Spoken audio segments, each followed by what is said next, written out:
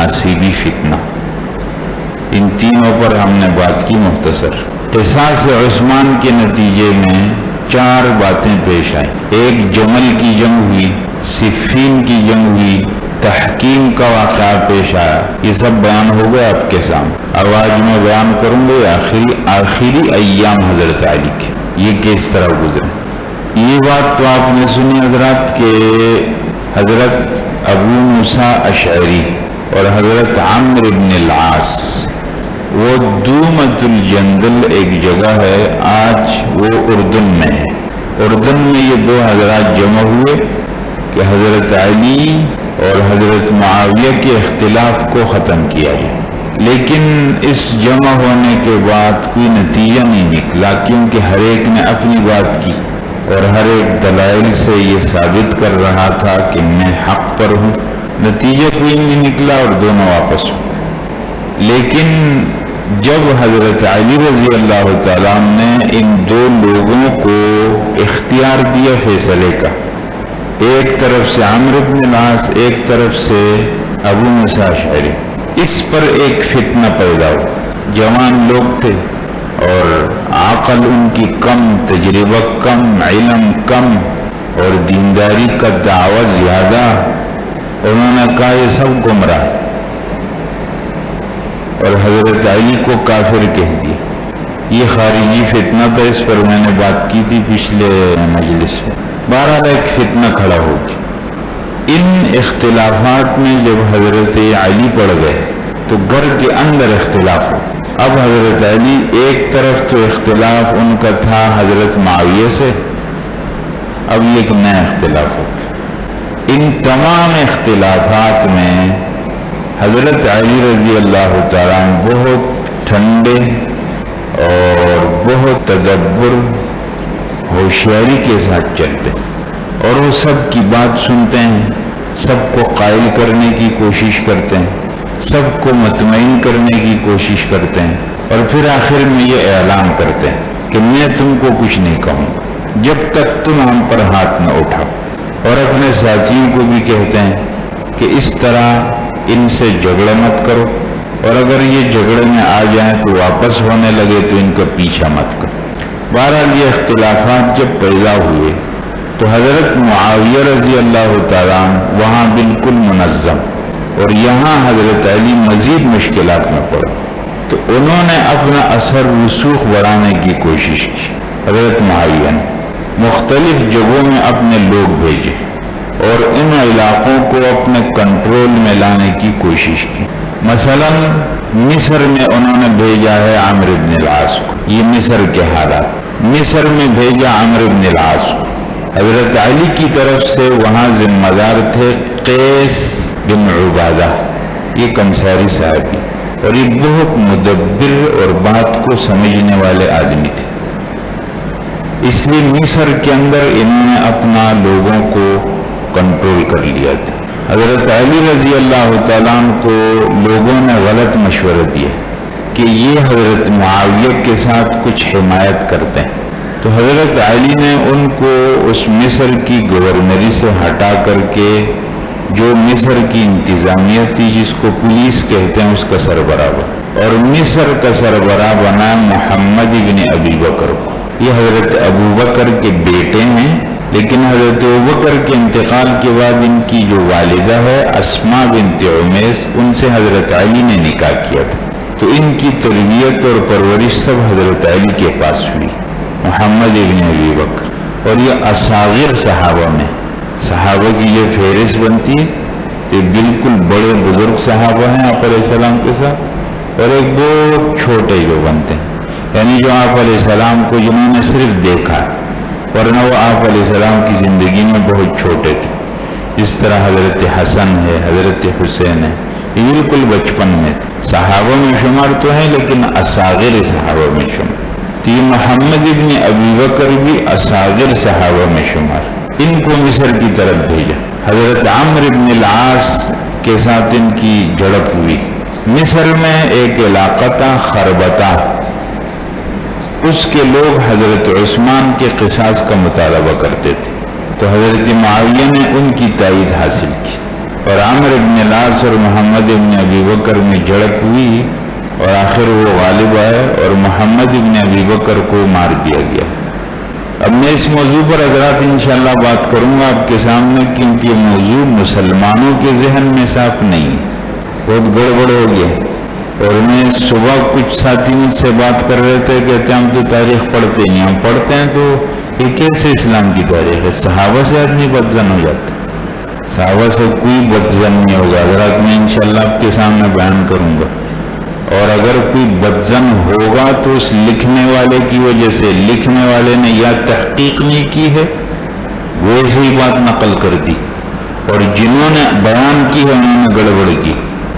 اور یہ جو میں جتنے واقعات کو بیان کر رہا ہوں کافی مجالس پر ہو رہی ہے، حضرت عثمان کی شہادت سے لے کر آج تک۔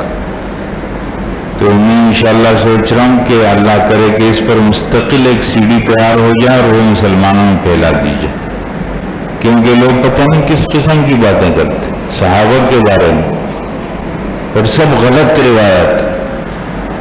اب محمد ابن ابی بکر کے بارے میں بات ہے، ان کو یہ حضرت عائشہ کے چھوٹے بھائی، ان کو بڑی بے دردی سے مارا گیا مصر کے اندر، اور مصر پر عمرو بن العاص نے اپنا کنٹرول سنبھال لیا اور مصر حضرت معاویہ کے پاس چلا گیا۔ اس طریقے سے اب شام اور مصر دونوں علاقوں پر حضرت معاویہ کی حکومت آ گئی، عراق اور حجاز مکمل اور اس طرف کے علاقے یہ سب حضرت علی کے پاس۔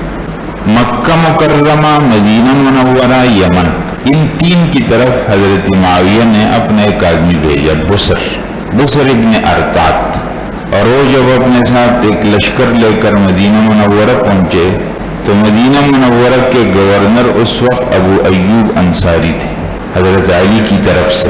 ابو ایوب انصاری وہ صحابی ہیں جو رسول اللہ صلی اللہ علیہ وسلم کے میزبان تھے، اور جب آپ علیہ السلام ہجرت کر کے تشریف لائے تھے تو ان کے مکان میں ٹھہرے تھے۔ تو جیسے ہی وہ لوگ آئے، حضرت ابو ایوب انصاری نے ان کے ساتھ کوئی جنگ چھیڑنے کی، مدینہ خالی کر دی، تو بسر نے مدینہ کے لوگوں سے حضرت معاویہ کے لیے بیعت لی کہ آپ ان کو امیر مان۔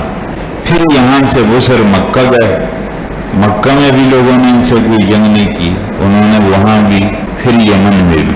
حضرت علی کو جب ان حالات کی اطلاع ملی تو حضرت علی نے اپنا آدمی بھیجا، حضرت خارجہ ان کا نام، اور وہ جب گئے تو یہ بسر پھر وہاں سے فرار ہو گئے، بھاگ گئے۔ حضرت خارجہ مکہ جب پہنچے اور مکہ کے لوگوں سے کہا کہ امیر وہ نہیں ہے مسلمانوں کو۔ حضرات میں یہ بات دہرا رہا ہوں آپ کے سامنے کہ ان سب اختلافات میں حضرت معاویہ کی صحابیت کی وجہ سے ہم ان کی عزت احترام کے قائل ہیں، اور ہم اپنے دلوں میں کوئی میل یا کوئی اس قسم کی بات حضرت معاویہ کے لیے نہیں پاتے۔ وہ آپ علیہ السلام کے صحابی ہیں، ان کی خدمات ہیں اسلام کے لیے، لیکن ان اختلافات میں حضرت علی حق پر تھے، اور حضرت معاویہ فضیلت اور درجے میں حضرت علی کے درجے کے نہیں، اور مسلمانوں کے امیر برحق حضرت علی ہی تھے۔ تو مکہ کے لوگوں نے ان سے کہا کہ امیر وہ نہیں ہے، آپ نے ان کے ہاتھ پر بیعت کی ہے تو وہ امیر نہیں ہے، آپ وہ بیعت واپس کرو۔ تو اسی وقت میں حضرت علی شہید ہو چکے تھے۔ جب حضرت علی کے آدمی مکہ پہنچے ہیں اور ان سے بیعت لی تو حضرت علی شہید، تو پھر انہوں نے بیعت لی حضرت حسن کے لیے۔ اسی طرح مدینہ والوں نے بھی پھر حضرت حسن کے ہاتھ کے لیے بیعت کی۔ بصرہ میں بھی حضرت معاویہ رضی اللہ تعالیٰ عنہ نے اپنا اثر ڈالنے کی اور وہاں اس کو اپنے کنٹرول میں لینے کی کوشش کی، لیکن حضرت علی رضی اللہ تعالیٰ نے جو اپنے لوگ بھیجے ہیں تو ان کو اس میں کامیابی نہیں ہوئی۔ یہ مسلسل حالات چلے، لیکن ان سب حالات کے نتیجے میں اتنا ہو چکا ہے کہ پوری اسلامی ریاست، اس کے دو حصوں پر شام اور مصر حضرت معاویہ کا اثر ہے، لیکن مکہ مدینہ جس کو حجاز کہتے ہیں اور عراق کا علاقہ جس میں ایران بھی شامل، یہ سب علاقے اب بھی حضرت علی کی عمارت کے قائل تھے، اگرچہ کچھ فتنہ باز لوگ موجود تھے۔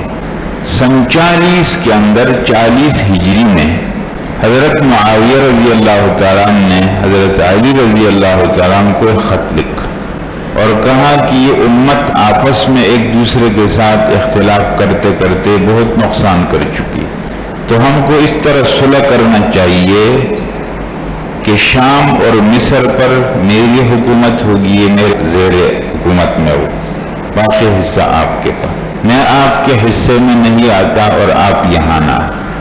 تو حضرت علی رضی اللہ تعالیٰ نے اس کو قبول کر لیا ہے اور سن 40 میں یہ صلح ہو گئی۔ یہ باتیں آپ کے سامنے آتی۔ یہ مصر کا علاقہ ہے، آپ دیکھ رہے ہیں، یہ شام کا علاقہ، یہ نیچے حجاز کا علاقہ، ان کے بیچ میں بحیر قلزم بہتا ہے۔ یہ حجاز ہو گیا، یہ شام ہو گیا، یہ مصر ہو گیا۔ شام اور اس کے بیچ میں صحرائے سینا آتا ہے، اس سینا کے ساتھ فلسطین کی غزہ پٹی لگی ہوئی، اور یہ افریقہ آ جاتا ہے، یہ بیچ میں بحیر قلزم جاتا ہے۔ تو اب اس شام، یہاں سے حضرت علی کی طرف سے محمد ابن ابی بکر گئے تھے اور حضرت معاویہ کی طرف سے عمرو ابن العاص آئے تھے، اور مصر پر حضرت معاویہ کی حکومت قائم ہو گئی۔ اس طریقے سے شام، مصر، یہ دونوں علاقے حضرت معاویہ کے پاس گئے، اور یہ حجاز کا علاقہ اور اس کے پیچھے عراق کا علاقہ، یہ سب حضرت علی کے پاس تھا۔ یہ حضرت معاویہ رضی اللہ تعالیٰ عنہ کی طرف سے آدمی مدینہ منورہ، پھر مکہ مکرمہ، پھر یمن، یہ تینوں ایک پٹی پر آتے ہیں شام سے، پہلے مدینہ، پھر مکہ، پھر یمن۔ تو ان کا آدمی ان تین علاقوں میں آیا تھا اور یہاں لوگوں سے زبردستی بیعت لی تھی، لیکن حضرت علی رضی اللہ تعالیٰ عنہ کی طرف سے پھر جب آدمی آیا، ان سب سے حضرت معاویہ کا وہ آدمی بھاگ گیا، اور انہوں نے پھر بیعت لی حضرت حسن کے لیے، کیونکہ حضرت علی شہید ہو گئے تھے۔ اب حضرت علی کی شہادت کا قصہ، حضرات آپ نے یہ سنا کہ ایک فتنہ پیدا ہوا جس کا نام خارجی فتنہ تھا۔ یہ جوان لوگ تھے، ظاہری دینداری ان کے پاس تھی لیکن صحیح علم ان کے پاس نہیں تھا۔ اس لیے حضرت علی رضی اللہ تعالیٰ عنہ کو ایک جملہ ہے کہ لا خیر فی عبادت لا فقہ فیہ، اس عبادت میں کوئی خیر نہیں ہے جس میں علم اور فقاہت نہ ہو۔ مسلمان لوگوں کے پاس علم ہونا چاہیے، اور علم نہ ہو تو علم والوں سے تعلق ہونا چاہیے۔ بغیر علم کے جرت کے ساتھ بڑی بڑی باتیں کرنا اور کسی کو مسلمان اور کسی کو کافر کہہ دینا، یہ بہت خطرناک بات ہوتی ہے۔ خارجی لوگوں نے ایک نعرہ لگایا، ایک تو خارجی لوگ ہر بات میں قرآن کی آیت غلط مقصد کے لیے پڑھتے۔ حضرت علی کے بارے میں ان لوگوں نے کہا کہ علی تو کافر ہے، کیوں؟ کہا قرآن میں ہے ان الحکم الا للہ، حکومت تو ایک اللہ کی ہے، فیصلہ تو ایک اللہ کا ہے۔ اور حضرت علی کہتے ہیں کہ نہیں، دو آدمی فیصلہ کریں گے، ابو موسیٰ اشعری اور عمرو بن العاص، تو اللہ کا فیصلہ ہوتا ہے تو آدمیوں کا فیصلہ ہوتا ہے، تو یہ مشرک ہو گیا، فیصلہ صرف اللہ کا۔ ان نے کہا نہیں، دو کریں گے، دیکھو اللہ کی شریک بنا لی۔ حضرت ابن عباس نے جواب دیا تھا، آپ نے سن لیا تھا پچھلی مجلس میں۔ حضرت ابن عباس نے ان سے فرمایا قرآن میں ہے کہ دو لوگ فیصلہ کریں گے، اگر ایک آدمی احرام کی حالت میں شکار کر لے، اس پر جزا آئے گی اور اس کو اس جانور کی قیمت دینی پڑے گی یا اس جیسا جانور صدقہ کرنا پڑے گا، لیکن اس کا فیصلہ کون کریں گے کہ اب کتنی قیمت دے دے اور کون سا جانور دے دے؟ تو قرآن نے کہا یحکم بہ ذوی عدل منکم، اس کا فیصلہ دو ثقہ معتبر لوگ کریں گے۔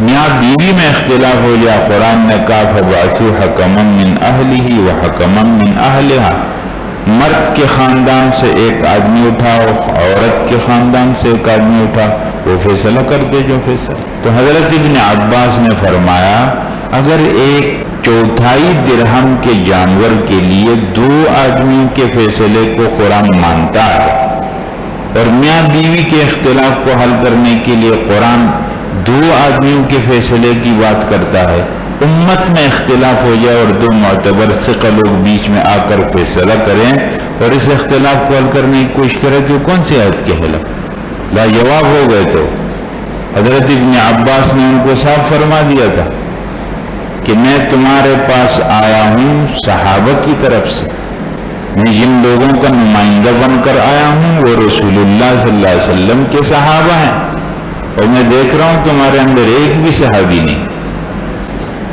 اور پھر قرآن کی سمجھ بھی نہیں ہے، سطحی باتیں، لیکن حضرات ان لوگوں کے دماغ میں بیٹھ گیا تو وہ فتنے کا شکار ہو چکے تھے۔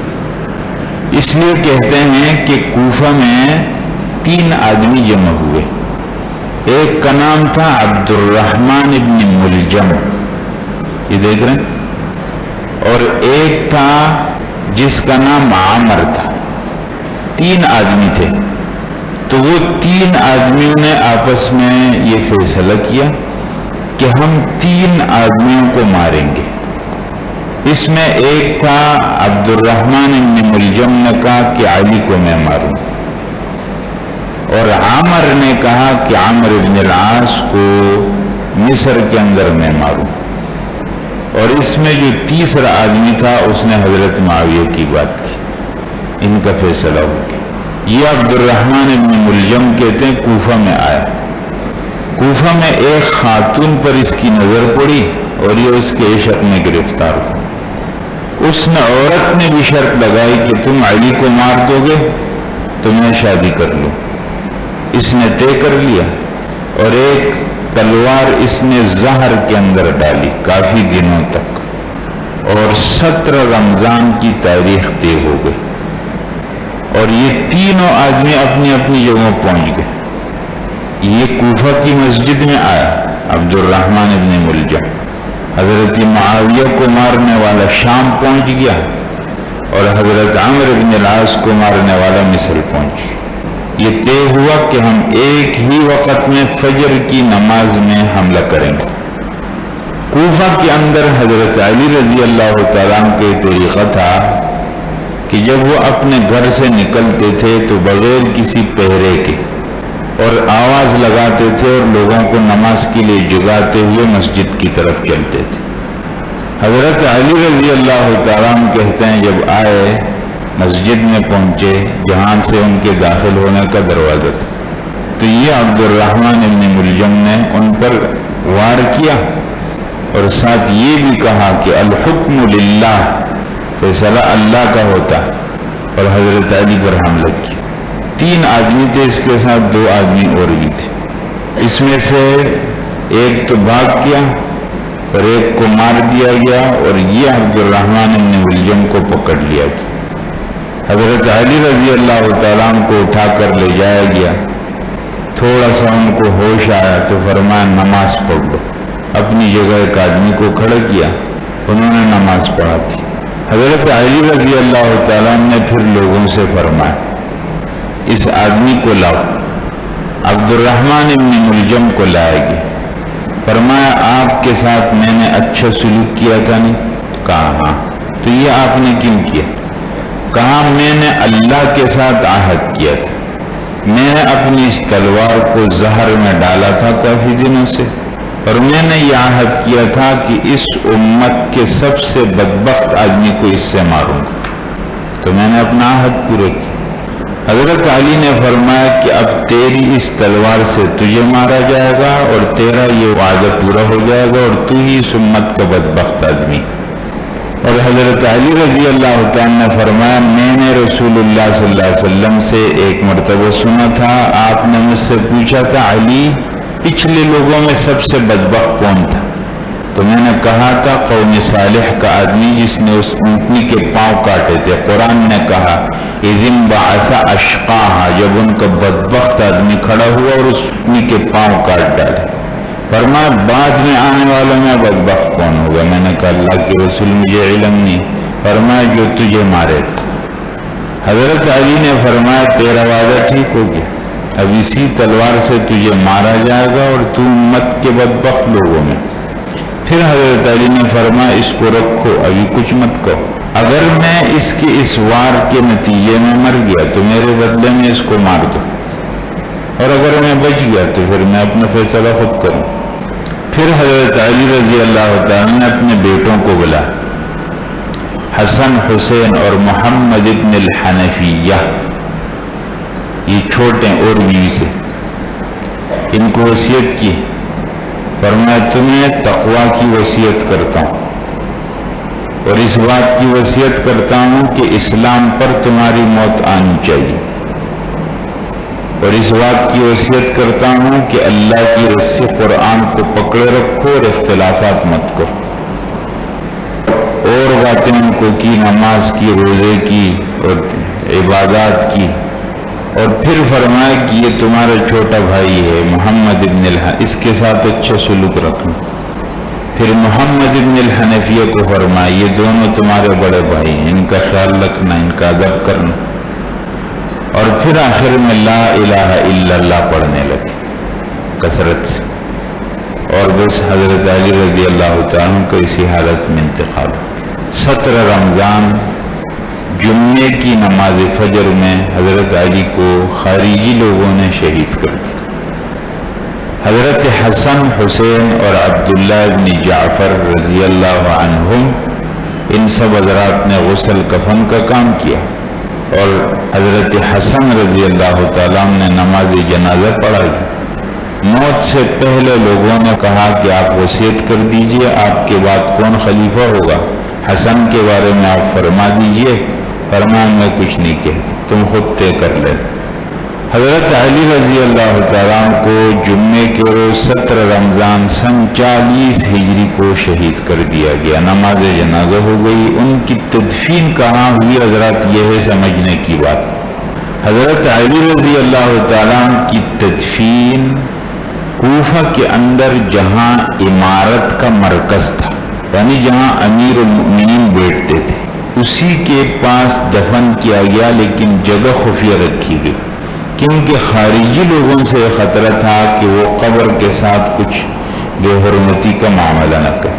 تو حضرت علی رضی اللہ تعالیٰ کی قبر تحقیقی قول کے مطابق دار الامارہ کے پاس، آج جو مشہور ہے، اور عراق کے علاقے میں نجف کے اندر جو ایک حضرت علی کا روزہ بتایا جاتا ہے، عمارت بتائی، یہ حضرت علی کی قبر نہیں، بلکہ خطیب بغدادی نے یہ بات لکھی ہے کہ اگر حضرت علی کی حمایت میں روافض لوگ، ان کو یہ معلوم ہو جائے کہ یہ کس کی قبر ہے تو اس کو پتھر مارنا شروع کر دیں گے۔ یہ مغیرہ ابن شعبہ کی قبر ہے، جو نجف کے اندر حضرت علی کا روزہ بتایا جاتا ہے، یہ مغیرہ ابن شعبہ کی قبر ہے رضی اللہ عنہ، اور مغیرہ ابن شعبہ روافض کے نزدیک انتہائی ناپسندیدہ آدمی ہے، تو حضرت علی کی قبر وہ نہیں۔ ایک قول یہ بتایا جاتا ہے کہ حضرت علی رضی اللہ تعالیٰ کو مدینہ منورہ بقیع میں دفن کیا گیا۔ بعض نے یہ لکھا کہ ان کی قبر کو ایک سواری پر ڈالا گیا اور وہ سواری راستے میں ادھر ادھر ہو گئی، لیکن یہ غلط بات ہے۔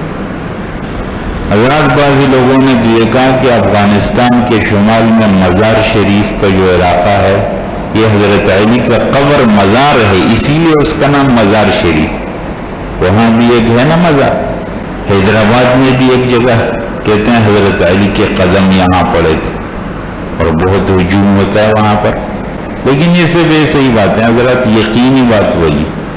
حضرت علی کی شہادت کوفے میں ہوئی، کوفے کے دار الامارہ، یعنی جہاں ان کی عمارت اور امیر المؤمنین کا جو گھر تھا اسی کے پڑوس میں ان کو دفن کیا گیا، لیکن جگہ خفیہ رکھی۔ یہ بات ہو گئی حضرت علی رضی اللہ تعالیٰ کی شہادت۔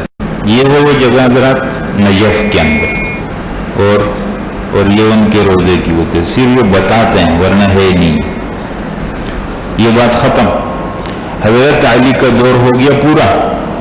اب میں مختصر آپ کے سامنے انشاءاللہ اگلی مجلس میں اس پورے پر ایک نظر ڈالوں گا، اور پھر مختصراً اس مسئلے کو بیان کروں گا جو صحابہ کے درمیان اختلافات، اور اس کو لوگ اس انداز میں پھر روافض کی ملاوٹ سے، غلط روایات کی ملاوٹ سے اس انداز میں بیان کیا جاتا ہے کہ صحابہ کرام سے آدمی بدظن ہو جائے.